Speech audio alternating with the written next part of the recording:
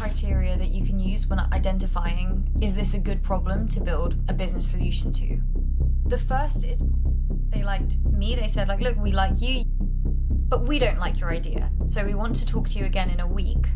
Come up with something better. The challenge was, how does one build a company in a week? And for me, it ended up actually being 4 days between the two interviews. You raised $1 million in funding as a young 20-year-old. How did you do that? I think 2 words: brute force. Hello everyone, and welcome back to The Hidden Blueprint. Today I'm incredibly excited to welcome Ahana Banerjee, the founder and CEO of Clear, a revolutionary skincare app that leverages data-driven insights to empower consumers. Ahana's journey from a personal struggle with acne to launching her startup, gaining acceptance from Y-Combinator on a 4-day-old idea, and being honoured in the Forbes 30 Under 30 is a truly remarkable story. If you're an aspiring entrepreneur, and in particular young women and those from ethnic minorities, then this is a must watch. This is the blueprint of Ahana Banerjee.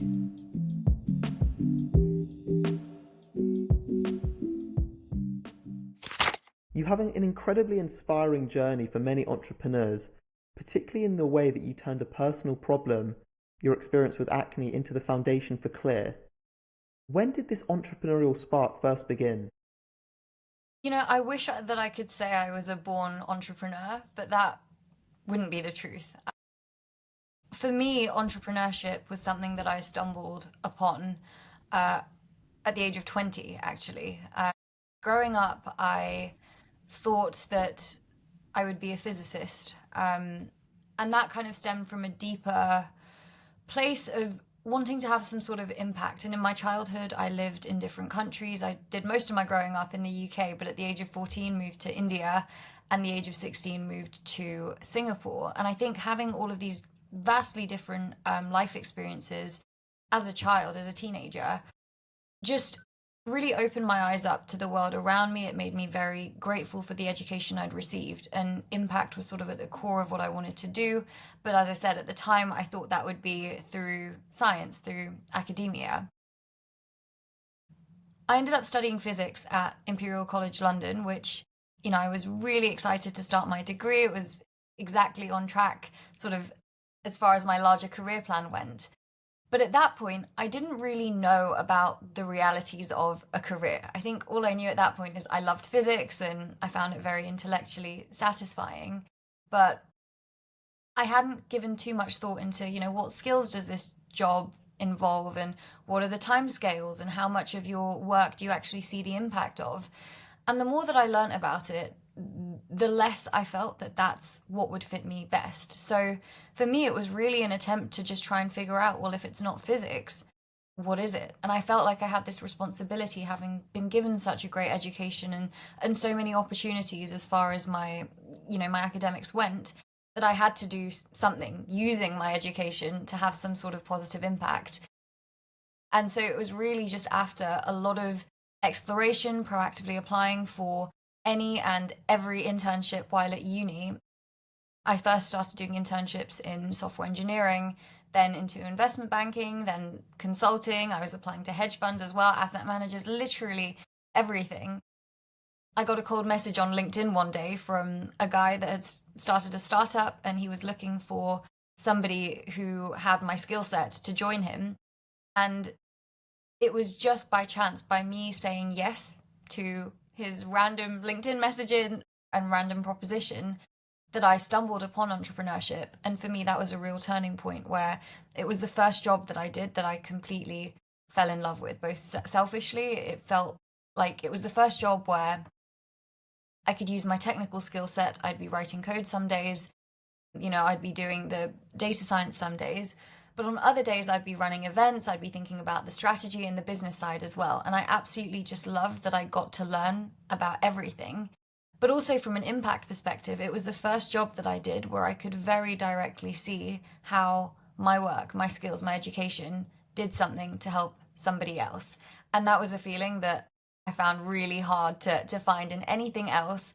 And it just gave me the most sort of satisfaction in my life, and really just made me want to dedicate my life to entrepreneurship. So that was in 2020. I just turned 20 years old in my third year of uni, and I guess I spent the next couple of years trying to make life decisions that would get me to being an entrepreneur as soon as I could.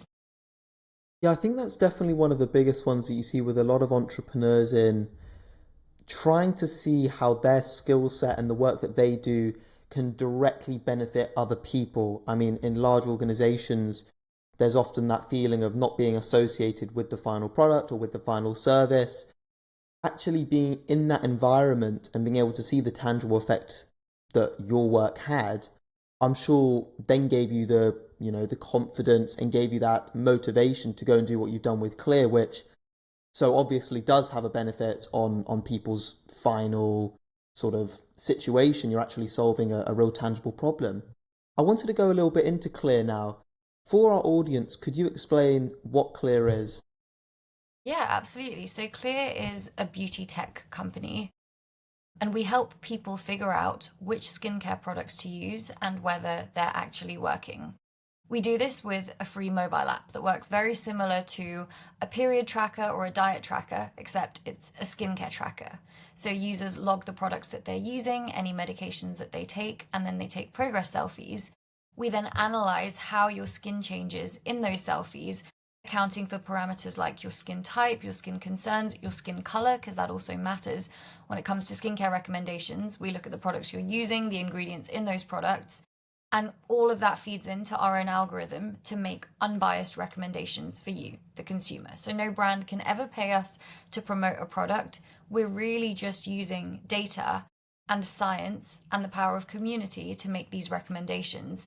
And, community is a big part of what we do. So there's the tracking element, but another sort of part to one's skincare journey that I really struggled with was just finding people with skin like me. It can be really, really isolating to experience skin issues. And, you go on these constant cycles of hope and disappointment. You try a new product, you try a new medication, you see all these marketing claims, and often it doesn't work. And there isn't much support for people at that stage. When you've tried something, it hasn't worked, you feel quite lost. And so with Clear, you can find people with skin like you, real people, not influencers, not being paid to promote anything, and actually see what they've used and what's worked for them. So the community piece is also really just as important as the habit tracking, routine tracking, and data science. Han, I wanted to talk a little bit about Y-Combinator because I know that that has some part to play in the idea for Clear. Could you Yeah. tell us a little bit about that and how you actually got into Y-Combinator and the story behind Clear with that? Yeah, of course. So as I mentioned, I did my first startup job in the third year of uni. And coming out of that job, I knew that I wanted to start a company. Now, I learned so much from that first job, and I was doing a lot of the operations, but the one thing that I didn't do was raise capital. It was a family funded business. And doing that first job gave me the confidence of, I can do this job. I know that I can build a platform. I know that I can get people to sign up. I know that I can negotiate commercial deals with companies. But the thing that I hadn't done was raise funding, and I knew that to build a tech company which would fit within my skill set, raising funding would have to be part of that, because frankly, who is going to pay rent while I'm writing the code, while I'm working on the commercialization? And at that stage, I just didn't know anyone that had raised external funding. I just didn't know anything about that process. And therefore, it didn't feel like something that was accessible to somebody like me who didn't have that network. And so at that stage, my career plan was, well, if I need money, I can make money through a job. I've done all of these internships, I can secure a grad scheme, I can work for a couple of years and use that money to save up and then start my company down the road. So that actually was my plan A. It was to finish my degree, and I was on a 4-year integrated master's program. So I still had one more year to go, make sure I had a grad job lined up for after, take that job, work, and everything went to plan to an extent. So I secured my graduate job, I converted my summer internship that I did at the end of my third year, and I was happy, parents were happy, etc. What happened is COVID coincided with my final year. So I'd gone from doing all of these university societies and from working this part-time job in the startup and juggling my degree to now a lot of my society's been cancelled because of the pandemic. I'd quit the part-time job at the first startup. So I found myself with a lot more time on my hands. And I just thought to myself, why not start working on a company now? And it doesn't have to go anywhere. I have absolutely nothing to lose. I'll still finish my degree, take my graduate job, work for a few years, and I might have some valuable learnings doing this as a side project alongside my final year. And so the first thing I did, I remember I attended this Zoom webinar during COVID from an investor. And there were a couple of pieces of advice that he left those of us in the audience with. And at this point, this was the first and only investor I had ever met. And the first piece of advice he gave us was build a solution to a problem that you've experienced, which I actually think is good advice. The second gem he left us with was build B2B SaaS because anything consumer is hard.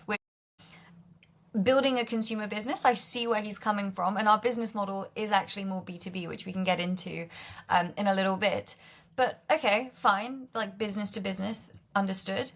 And the third, which was a really sort of rogue thing to put out there now that I look back on it, was if you're a woman, stay away from lifestyle, beauty, wellness. It's going to be hard enough for you as it is being a woman building a company, especially a tech company. So don't do anything to pigeonhole yourself further. And I, 20-year-old me didn't really know anything different, anything better. So I thought, okay, well, gotta think about problems I've experienced, gotta find a B2B SaaS solution, and gotta stay away from anything beauty adjacent. So, as many people did in 2020, I came up with the idea to build an AI note-taking app called Quill.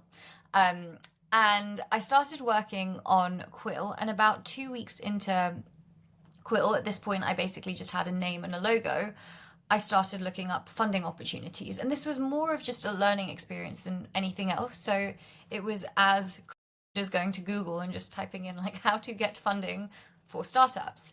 And of course, Y-Combinator was one of the first search results that came up. And at this point, I was extremely naive to the world of fundraising and venture capital. So I didn't know the names of the players. I didn't actually know what Y-Combinator was.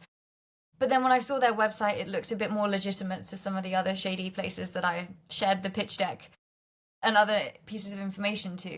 And of course, I recognized a lot of the Y Combinator portfolio companies like Airbnb and Stripe and Dropbox. So I was excited by it, but I also didn't really take the application too seriously. And what I mean by that is, of course, I wrote the best application I could, but I really was not expecting it to work out, because to put it in perspective, at this stage, I was struggling to even get a Zoom call with an investor.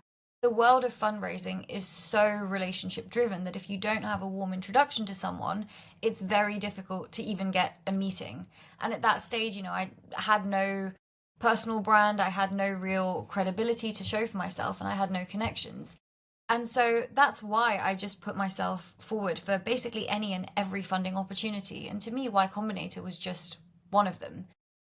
So I wrote out the best application that I could. And I think one benefit I had at that life and career stages, I had been in the process of applying to graduate jobs, doing interviews, etc. So I was quite experienced in putting together online applications. But I put in the application and pretty much forgot about it, and I didn't hear back for 2 months. And by this point, I'd already been rejected by 90% of the opportunities I'd applied for, including much, much smaller things like £50 grants from my own university to conduct user interviews. So when I say I wasn't expecting anything from YC, I'm not just saying it, I genuinely mean it, that I really just thought that was an application, didn't expect anything, not expecting to hear anything. But the 2 months go by and I actually do hear back from them. And it's to say that I have an interview. And I couldn't believe it. At that point, obviously I did a little bit more research into what YC is, and I realized that even to get to the interview stage was a really big accomplishment. And at that point, I tried to talk to as many YC alumni as I could. And it was just, cold messaging them on LinkedIn.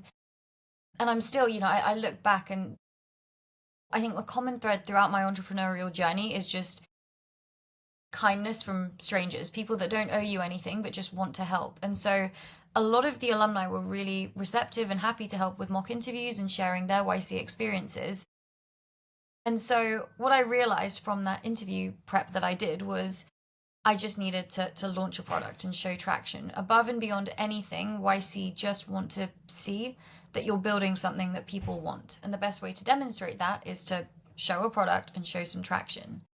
So I made as much progress as I could with Quill, and it had been about 4 months, start to finish, from me, coming up with the idea to now interviewing with YC.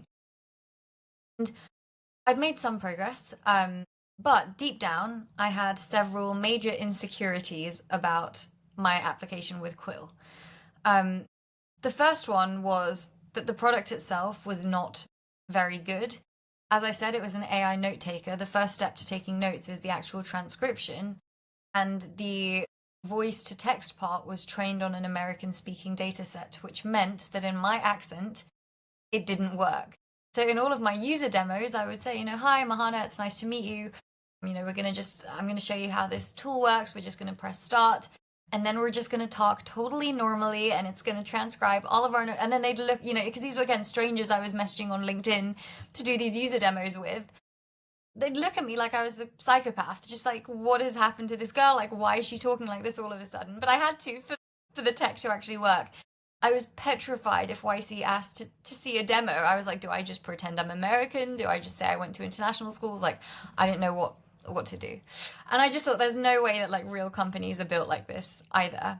But the second thing, and I think the thing that was more pressing, was coming back to that impact point. For me, entrepreneurship was about doing something that I really cared about. And sure, I didn't like taking meeting notes, but was that really what I wanted to dedicate the next 10, 15 years of my life to? And, the real pressing societal issue that I wanted to solve? The answer is no. It didn't impact me that much. And I don't know if I could have seen myself working on it for that much longer. I only really picked the idea based on this advice from this one Zoom webinar from a VC that I attended. So I wasn't feeling a real passion towards the idea. And I'm actually going to say that I don't think you need to be passionate about what you're building necessarily, but I think it helps massively. And it's all about your reasons for being an entrepreneur. Not every entrepreneur is purely impact driven, and there are many ideas that are lucrative and will give you the financial success that you may want in your entrepreneurial journey. And not everything will be a passion project, and that is okay. But for me, one of the biggest drivers was impact, and that's why I kind of struggled a little bit with dedicating my everything into Quill. But anyway, YC had accepted me to interview on the basis of my Quill application, and I was pretty terrified of them, so I thought, well, I better give the best interview and pitch of Quill as I possibly can. Now, with the YC interviews, they're very short. They're only 10 minutes long, and this was all during COVID, so it was done over Zoom. If you're successful with YC, you get a phone call, and if you're unsuccessful, you get an email. And either way, you find out pretty much within 24 hours of doing the interview. So I knew that I would have an answer soon. So I did the interview. It was at about 10 p.m. UK time. It was all done San Francisco time. And I had to be available till 4 a.m. the following morning in case they had any follow-up questions. So I do the interview for Quill. I have no idea how it's gone. There's 4 interviewers. They're very aggressive. It's an aggressive style of interview. So they cut you off. They cut each other off. It has to be really quick and snappy. And so it's really hard to read if they liked you, if they didn't. And I just didn't really know what to expect. So finished the interview, and of course, I'm not expecting it, but deep down, there's always that glimmer of hope. So I'm clutching my phone, hoping for a phone call. And about 2 hours go by, and I get the first email notification, and my heart sinks. I'm like, oh gosh, okay, it's a rejection, it's fine. I expected this, it's okay. But it's not a rejection. And so the first email is asking, what is an integrated master's? Are you a student? Are you an undergrad? Are you a postgrad? We don't understand your degree program. And I thought, okay, that's a bit odd, but let me give them the most comprehensive explanation of what an integrated master's is, so they don't have it in the US. So I just send that email, and I'm really on edge. Another hour goes by, another email comes through, and it's a very cryptic one-liner of how married are you to this idea? And again, I'm like, what do they mean? What do I say to this? Could they tell that this wasn't my life's passion? Do I need to show how resilient I am and that can't be shaken? Or do I show that I'm open-minded and coachable? What is this game and how do I play it? And I just went with my honest answer, which was, I think that there is no market leading solution for AI note taking apps. If I am better suited to solving another problem, then I would pivot. And I left it there. And to be clear, at this stage, I didn't have a backup idea. Even though, maybe my heart wasn't completely in it for Quill, I was still doing my degree on the side, and it was still a lot of work to get this company off the ground. So, I didn't have just like a second company in my back pocket that I could whip out and pitch to them. And so I finally get a long email at about 4 a.m. And the crux of it is that they liked me. They said, like, look, we like you. You've made quite a lot of progress on Quill in a fairly short amount of time. But we don't like your idea. So we want to talk to you again in a week. Come up with something better. And so at this stage, there's a mix of emotions. On the one hand, I'm unbelievably grateful for the opportunity, because they could have very easily rejected me and said, come back again in 6 months or in a year, apply with something else.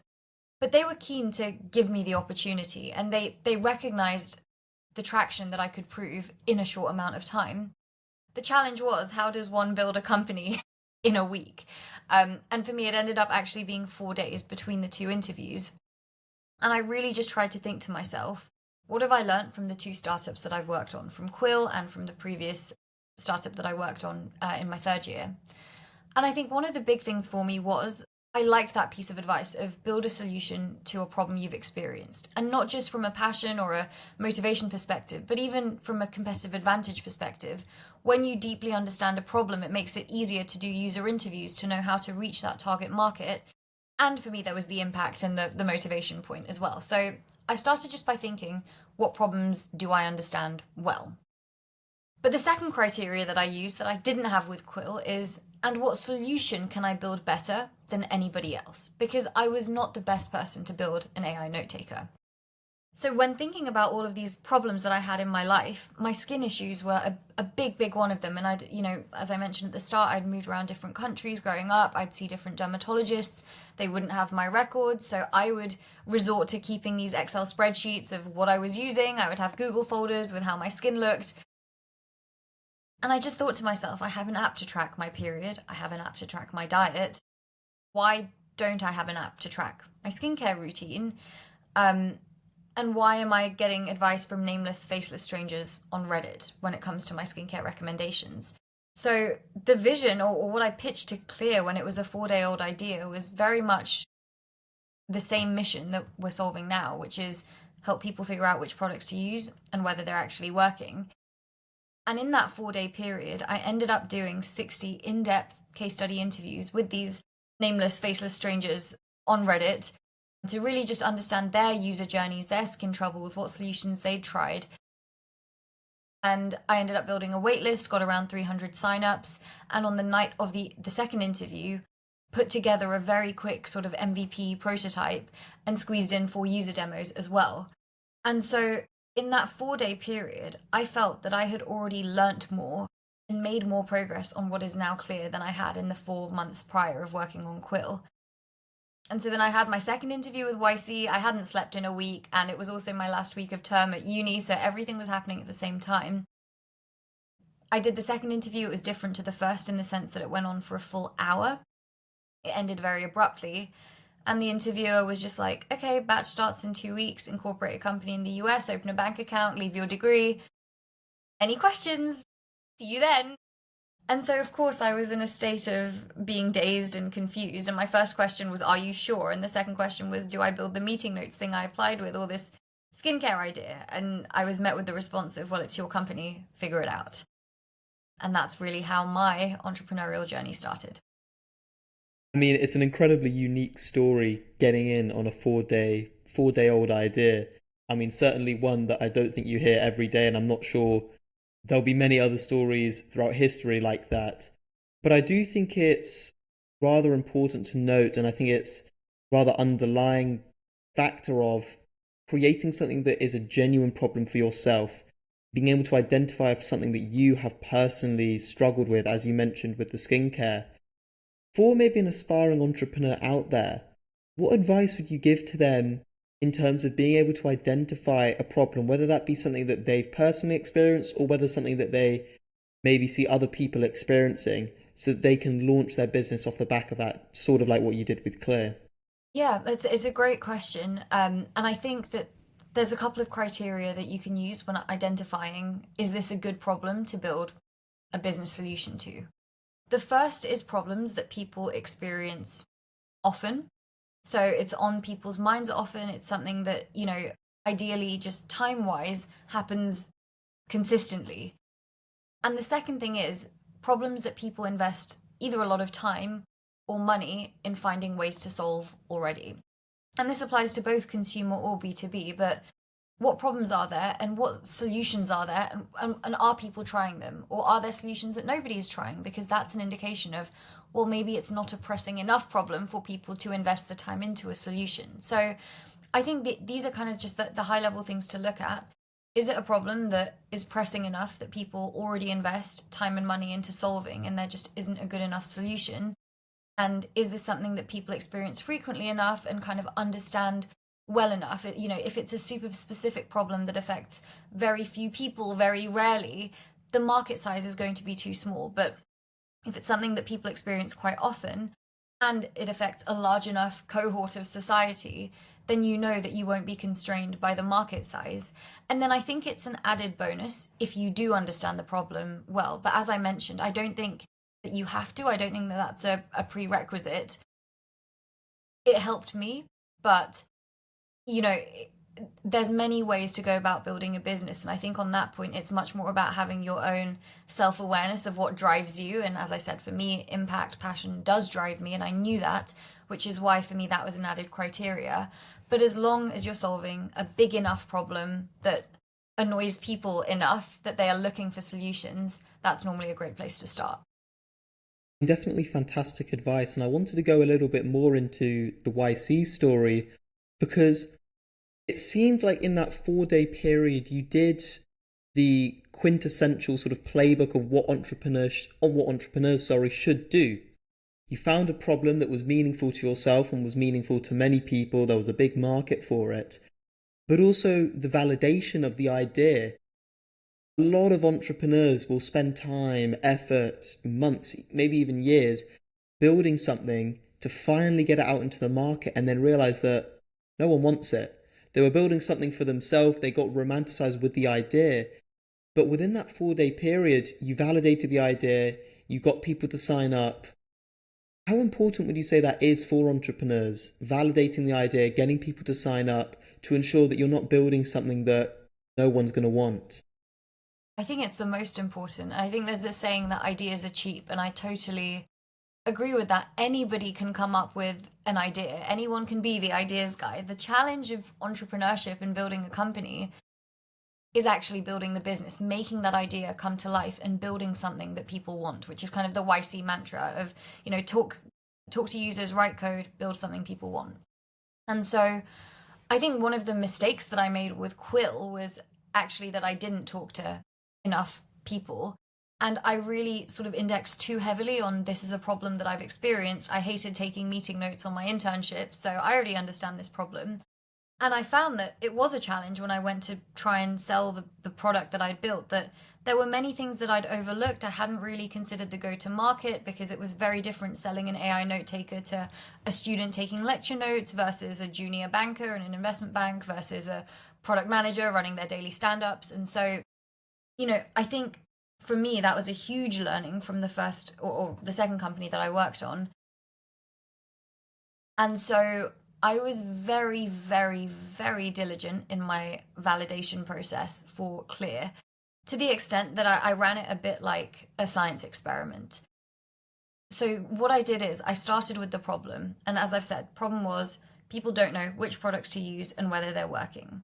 Then I came up with a solution based on my experiences. And I didn't spend hours or like days thinking about it. I literally came up with it in minutes. What's the simplest thing that I can think of? And at that point, it was AI recommendations tool for skincare. So that's actually where I started. The next step was, I thought, what are all the assumptions that I'm making? Yes, I understand this problem, but I still have biases. What am I imparting on this idea? So I wrote down every assumption that went into this business idea. So assumptions being like, people don't know which products to use. People don't know if their products are working. People trust AI recommendations. People would be willing to use an app to track their skincare routine. People would be comfortable with sharing the products that they're using on a social community. So I wrote down all the assumptions like this.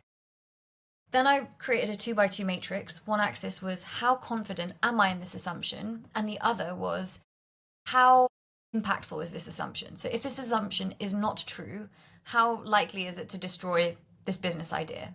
So I ranked them on this matrix, and that gave me a sense of what assumptions have a big impact on this idea working out that I'm actually not very sure of.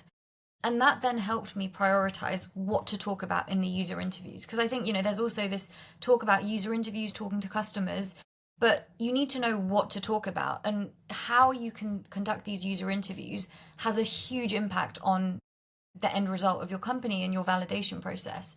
So I wanted to be very clear about the kinds of questions that I would ask. And doing this exercise gave me a very clear mental framework of what am I unsure about and what is high impact here. And to summarize that learning process, for me, one of the biggest assumptions was people trust AI recommendations. That was something I actually really was not sure about. And if that didn't work out and my platform is an AI recommendation skincare tool, we're going to have some problems.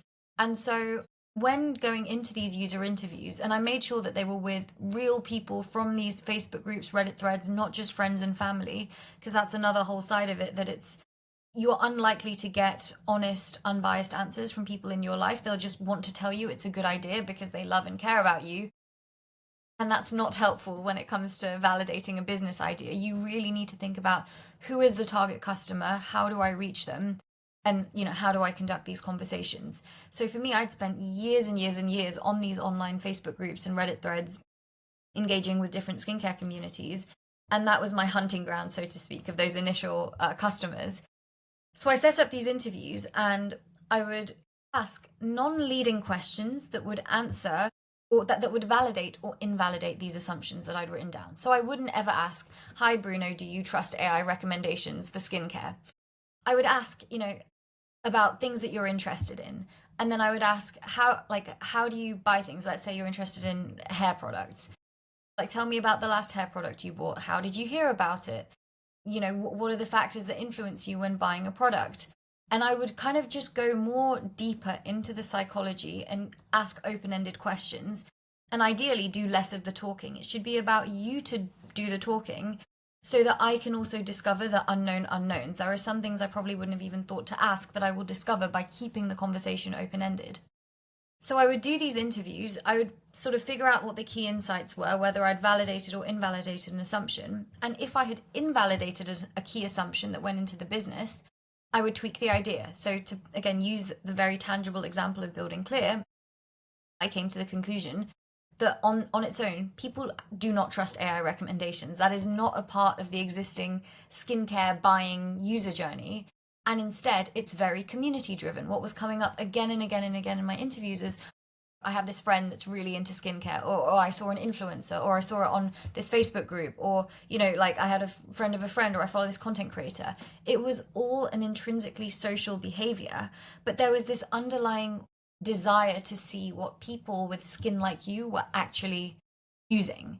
And so for me, that sort of was like a learning of, well, just having this very black box tool of you take a picture and it spits out a recommendation isn't going to work, because people want a person behind it.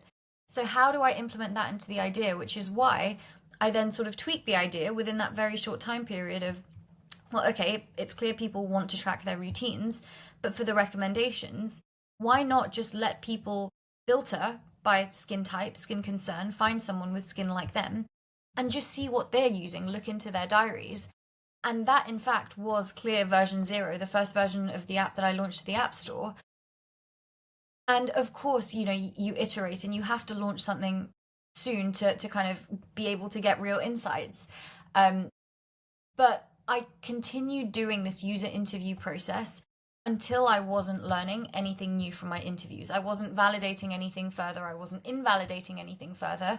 And it was only at that point that I actually started writing any code, because I had done a lot of the due diligence up front, and I'd already got a lot of clarity beyond what my own biases were, even though I understood this market very well, into what did people actually want. And I think that saved me a lot of time in the early days.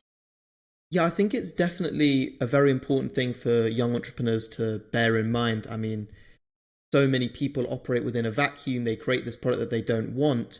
But at least with your story and with many others, it shows the importance of having conversations with people who might actually be the consumer for the product that you're going to spend so much time creating. You mentioned previously when preparing for YC that you spoke with strangers who'd been and done and gone through the YC process, and the kindness that they showed in giving you their time and any advice that they can share. And it's definitely something that's quite prevalent within the entrepreneurial community, people being very generous with their time to help the next batch of up and coming entrepreneurs. But it goes down to the importance of actually asking. I think a lot of young people out there are afraid of sending that LinkedIn message, afraid of being rejected, afraid of not getting a reply at all. What would you say to young people out there who are maybe a little bit tentative when it comes to sending that first message? Yeah, well, I think in general, with my entrepreneurial journey, the biggest piece of advice I can give is to expect rejection and is to expect failure. Building a company is hard by definition. And so when you're doing hard stuff, you're going to be pushing yourself out of your comfort zone. At times it will feel uncomfortable. And not everything that you do will work. And that will go all the way down to the big things, like your business idea might not work, all the way down to the small things that you might send a LinkedIn message and you might not get a response. But that is part of the journey and totally expected. And if you look at the alternative, if the only thing stopping you from sending that LinkedIn message is yourself and you send no message, you're guaranteed no response.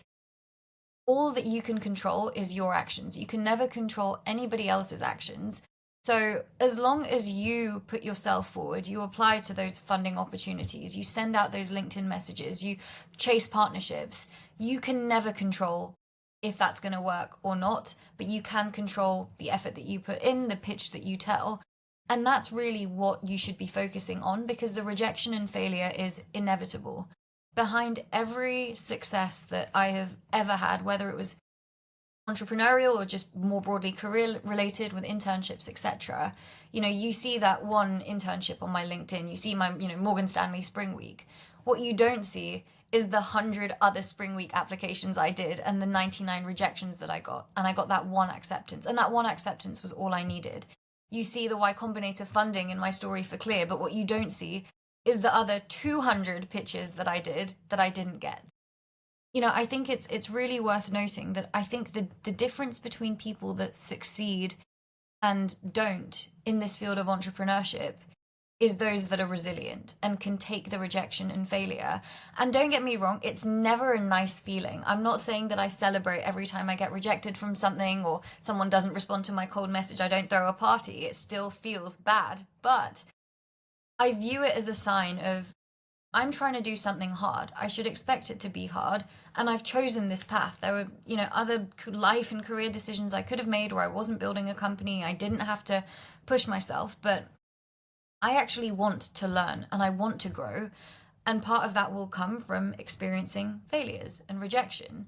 So actually, if I send that LinkedIn message and I don't get a response, I can't control that other person. Maybe they have a million messages in their LinkedIn box. Maybe they're not checking. Maybe they're going through their own stuff in life. I don't know. But I did what I could, which was to send that message. And if I send 100 more messages, maybe one person will respond. And either way, I've put myself into a place where I am learning and I'm growing and I'm on the right track for doing that. So really just trying to reframe how you view failure or rejection, as view it as a sign that you're on the right track of doing something hard rather than something that should discourage you, because it really is an inevitability whenever you're doing anything hard, whether that's entrepreneurship, whether that's applying for jobs, whether that's, reaching out to people for coffee chats. None of these are easy things to do. But everybody, and I promise you, every single person experiences rejection. It's normal and, in fact, expected when you do things like this. Speaking about doing things that are slightly difficult, I mean, there's definitely an issue more generally with the glamification of entrepreneurship. Everyone sees it as this easy ride. You don't need to get into probably the many challenges that you've faced, but you did have graduate offers. You did have a safety net in terms of if this entrepreneurship situation didn't work out, you knew that you had those to sort of fall back on. But you still did take quite a sizable risk transitioning from sort of academia, a field like physics, to the startup world, maybe a more stable career path where you're not worrying about your salary from month to month. Did you hesitate in taking that jump, or were you bold and did you just go for it and didn't really think twice about it? No, Bruno, I think 100 times before I make any decision. I wish that I could say that I was the kind of entrepreneur that just takes these massive leaps of faith, but in truth, I'm a very, very measured risk taker. And I think even on that standpoint, you're so right about the glamorization. And I think sometimes there is this notion that I actually quite dislike in entrepreneurship where, if you haven't given up everything and risked it all, then you're not a real entrepreneur, or you haven't given up enough or sacrificed enough. And I just think that that comes from such a place of privilege. If you can afford to give up everything, that's great. But the problem is that not everyone can afford. And again, it comes down to that question of, well, if this doesn't work, which most companies don't, let's be realistic, who's going to pay rent? And if the answer is mummy and daddy will pay rent, then good for you. That's a great opportunity. I genuinely mean it. Do it. But what people don't recognize when they make these statements is that comes from a huge place of privilege. If you're not in the personal circumstances or financial circumstances where you can afford a backup, if you are truly financially independent, what do you do? And if it's a question of being on the streets, then it's not a reasonable decision to make, in my opinion. And you need a safety net, and you shouldn't penalize people for having backup plans or hedging risks, because it's a privileged thing to be able to do, to take a big risk. So for me, I was in a position where I had to be financially independent when I finished uni, and I knew that. So for me, it was about, well, what is the risk level that I'm comfortable with?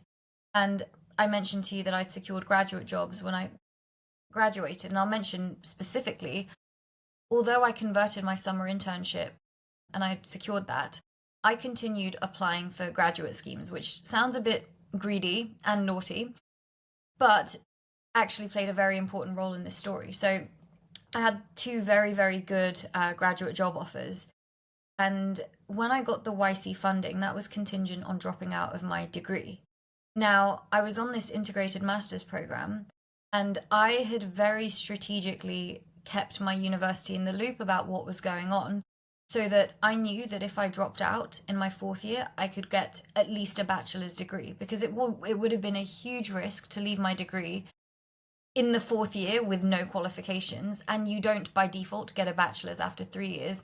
You have to fulfill specific criteria. So I made sure that I had fulfilled that criteria, and if in the 0.0001% chance that something crazy like this were to happen, I would at least have a bachelor's degree, which was what I needed for my graduate jobs. So on that education side, I put measures in place. I had those conversations early on with my personal tutor, with the admin people at Imperial.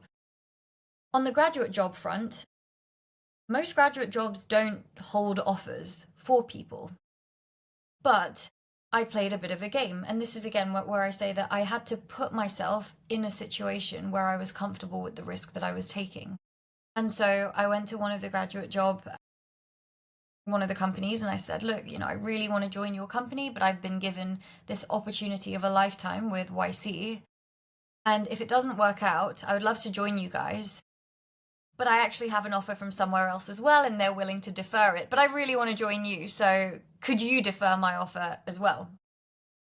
And I did this, again, slightly naughty game with both companies, and in the end, got 2 deferrals for 2 years at both of these companies. So if we actually look at the risk to my decision, yes, I would be leaving my degree. Yes, I would be, I suppose, turning down or deferring my graduate jobs. But I always ask myself, am I comfortable with the worst case scenario? And the worst case scenario with this, with these circumstances was I try to build a company, it fails, which is the worst case scenario, but also with entrepreneurship, a likely outcome. If it fails, I will still have a bachelor's degree and I will still have a great graduate job waiting for me. And I would have lost 2 years and learned a lot from the experience. Am I comfortable with that? And my answer was yes, which is how I was able to make that decision to leave my degree and to jump headfirst into building the company. To be totally honest, it's hard to say what would have happened if I hadn't secured those grad jobs and got those deferrals. It would have been hard to say what would have happened if I wouldn't have been able to get a degree. But the point is that, I run my approach to business and life is that of measured risks. And so, in the way that I still negotiate deals till date, manage our finances till date, the company, it's all about asking, am I comfortable with the worst case scenario? And if the answer is no, then I need to do whatever is within my power to change my circumstances to be able to take on that risk. So, it's not as sexy. The real story isn't a sexy story of being a dropout and just giving up everything to do this. It's really a story of taking very measured risks and being okay with the consequences. I want to talk a little bit about money now, Ahana. You raised $1 million in funding as a young 20-year-old, which is a huge milestone for any entrepreneur, let alone one in their 20s. How did you do that? I think 2 words, brute force. I think my funding round was probably the darkest and worst part of my journey as a founder. Coming back to what I touched on briefly earlier, the world of venture capital and fundraising is very, very relationship driven. And that was the one thing that I lacked when I started my entrepreneurial journey. I just didn't know investors. And given, how the industry operates, if you can't get that first meeting with an investor, it's very hard to get any meetings with any investors. And so, for me, it took over 200 pitches to close my funding round. And just to put that into perspective, Bruno, that's 10 pitches a day. That's going into these meetings, giving the pitch, answering the same questions over and over. In the 5 minutes of downtime between meetings, you'll get your rejections from the day before. You'll hear everything wrong with your company. And then the next call will be starting. You have to pick yourself up, give the same pitch with the same energy, be prepared to answer the same questions. It's a soul-crushing perspective. Maybe something that people could relate this to is, if you're doing 10 job interviews a day and you're getting your rejections from yesterday's job interviews in between. It's really soul-crushing. And it's not easy at all. And to even get these conversations, it felt not too far short of begging and pleading. It would be every single founder that I met with, I would just shamelessly ask, do you know any investors? Do you think they'd be willing to talk to me? Can I send you a blurb? Could you forward it on? Asking shamelessly. Any investor I spoke to, whether they invested or not, the conversation ended with me asking, I'd love for you to invest, but also, do you know anyone that would be interested in investing or who invests in this space? And just being unafraid to ask, which is as far from glamorous as a job can get, and why I say often that my round felt not too far short of begging and pleading. But I think, it's really hard. Fundraising is extremely hard. And when I started my funding round, this was the first proper funding round that I'd ever done, and I didn't know much about fundraising. I thought it would kind of be like Dragon's Den, like there's just like a panel of investors that somehow appear, and you pitch your idea, and if your numbers are good, you get money. I didn't realize that it was about the story that you tell, about the FOMO and the social dynamics that you generate between investors and, these games that you play. That was all very new to me. And so if I could go back, certainly strategically, there are things that I would do quite differently. I would talk to angel investors before going to VCs. I would, have played around a little bit more with the valuation. I would have definitely had my pitch. I would have had separate pitches for different types of investors. There are many strategic things that we could talk about that I would do differently. But what's a little bit sad is, when you put it like that, it is such a huge achievement. And when I look back on it, I am so proud of, at that age, I was 22 at that point when I closed the round. It's a huge achievement, but it never actually felt like one because it had been such an uphill battle. And I think one of the big learnings I've had on my entrepreneurial journey is that with every milestone you achieve, the goalpost shifts. So now, yes, I had raised 1 million. Now I got to get to the next stage of milestones. I got to hire in the right people. I have to grow the company by X amount. I need to grow revenues by this much. And so there was no celebration. It was straight on to, okay, task achieved. What's next? And so I think what I've noticed is it can be, you're setting yourself up for failure if you attach your happiness with company milestones like a funding round, etc. And I could certainly do better on celebrating wins, but at the same time, the job is full of many ups and downs, and while you experience many downs, you also experience many wins. That's one of the best parts of entrepreneurship. But if you attach your happiness too closely to these company wins, we know that the goalposts move. So by definition, you're setting yourself up for a life of unhappiness if it takes company successes to make you happy. And so I think my whole perspective on success changed after closing my round, because it didn't feel like I was a success. It just felt like now there's still 100 challenges I need to overcome to build this business. And so instead, I need to focus on living true to my values and just trying to enjoy my day-to-day as much as I can. And as cliche as it sounds, enjoy the journey, because again, what you see is that $1 million funding round at the end. What you don't see is the 200 pitches that it took to get there. And the 200 pitches is my reality. That's what my day-to-day looks like. It's not the $1 million announcement. Another thing that I will touch on very, very briefly, which I'm sure, we could have a whole separate conversation about, is fundraising was also the first time where I felt like being a young brown woman was a bad thing. Until that point in my entrepreneurial journey, all of my successes had been really down to like what I could do. Like, do I have the technical skills to build this app? Do I have the people skills to conduct user interviews? Do I have the strategy skills to come up with, a company strategy and implement it? So it all felt really down to me and quite meritocratic, which I loved about building a company. When I raised my round, I was oblivious to the statistics of, firstly, how hard it is for women to raise funding.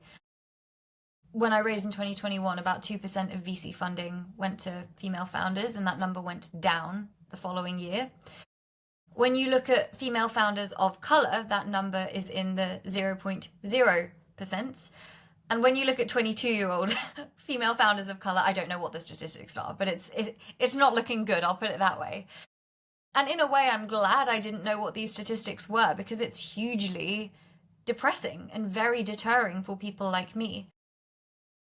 But the way that this kind of hit me was when I got to the end of my funding round and I'd done these 200 pitches, I just thought, gosh, is it just me, or like a lot of my investors women?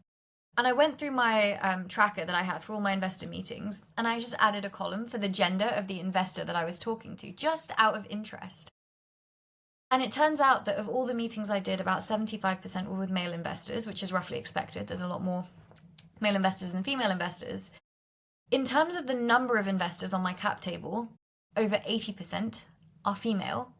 And in terms of dollars invested, if we now look at the, account for the check size, over 90% of the dollars I've raised have come from female investors. Bearing in mind, male investors made up over 75% of my meetings. And to me, those numbers were just shocking. And again, if I'd have known that at the start of my funding round, I would have strategized very, very differently. And I just had to ask myself, why? Why is it like this? And again, the more I learned about how fundraising works, about all of these social dynamics, about how women are perceived, etc., the kinds of questions women are asked and how they differ from male founders, it was astonishing and a huge learning. And, a bit of a sort of initiation by fire of learning that this is not fair, frankly. And it was the first time that I really experienced this totally different experience because of my gender. And so that was a little bit depressing. Of course, I'm grateful to have been able to learn that so early in my career. And in many ways, it is a privilege to even be in a position to be raising funding for my dream company at this stage of my career. And I'm incredibly grateful for those that did invest. And some of my best investors are male investors as well. That does have to be said. But it was such a shocking learning experience and changed my perspective on what it means to be a woman in business. Because before, when I finished uni, I held the opinion that it doesn't matter what gender I am, what race I am, what age I am. It's about what I can do. But after that experience, I realized that it absolutely does matter because we're not playing the same game. There are legitimate barriers in the way of people like me, which is why there are not many founders like me. And I think something needs to change. But I'll leave it there because I think we could probably have a whole separate conversation about that topic. I do just want to stay on this topic though for one more question. What legacy do you want to leave behind for other young women and ethnic minorities out there who want to pursue entrepreneurship? Again, you mentioned for yourself the difficulty of not seeing many women who have gone down that path. What legacy would you like to leave behind for others? If my story can even encourage just one person like me to try, for me, that is a success. I've talked a lot about the problem, and I think that there are several angles for which, we can work on solutions. And I think one of them is having more people like me on the other side of the table, more women investors. The problem there is to become an investor, you generally need to come from finance, tech, or startups, all of which it's very hard to succeed in as a woman.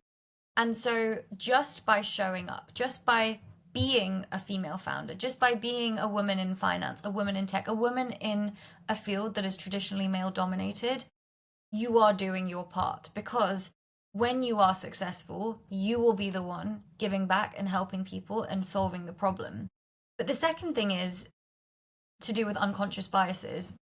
With fundraising, I wouldn't for a second say that, I experience these negative experiences because investors are racist or sexist or anything like that. I actually don't, there will be some, but on average, I don't think that's why it's harder for women.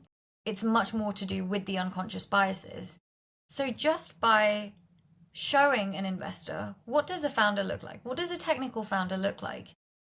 You challenge their unconscious biases. And just to give you a concrete example, I was at an event a couple of months ago, and I was talking to someone that was an investor, and he didn't realize, like, we were meeting for the first time. He didn't know anything about my background and my story.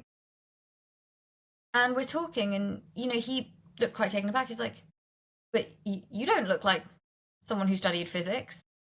And then I just paused and I said, well, tell me, what does someone that studied physics look like? And, he got a bit nervous and he was like, oh, no, take it as a compliment.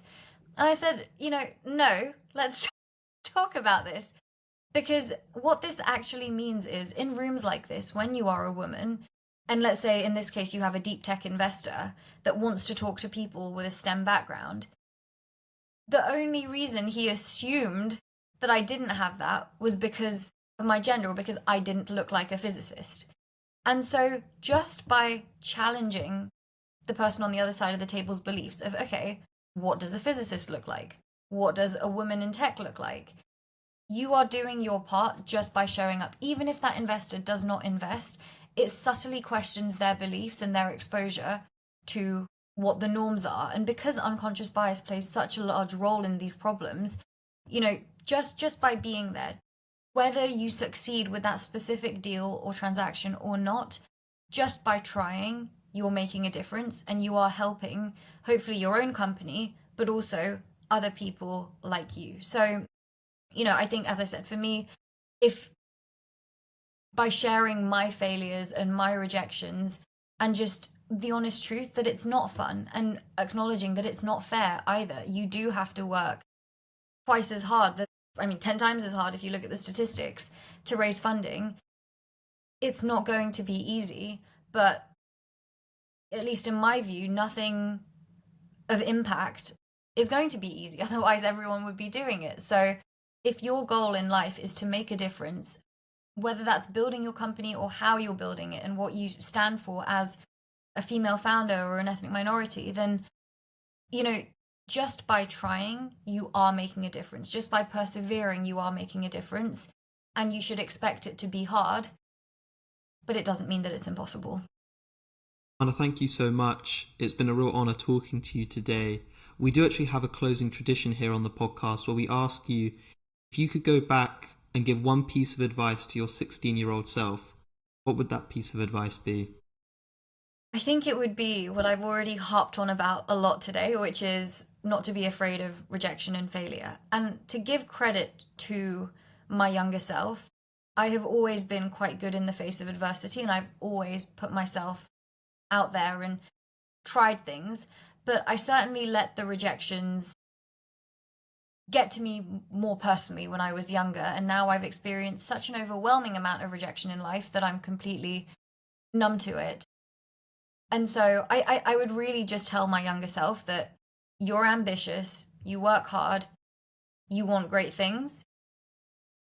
You need to expect rejection and failure and not take it personally.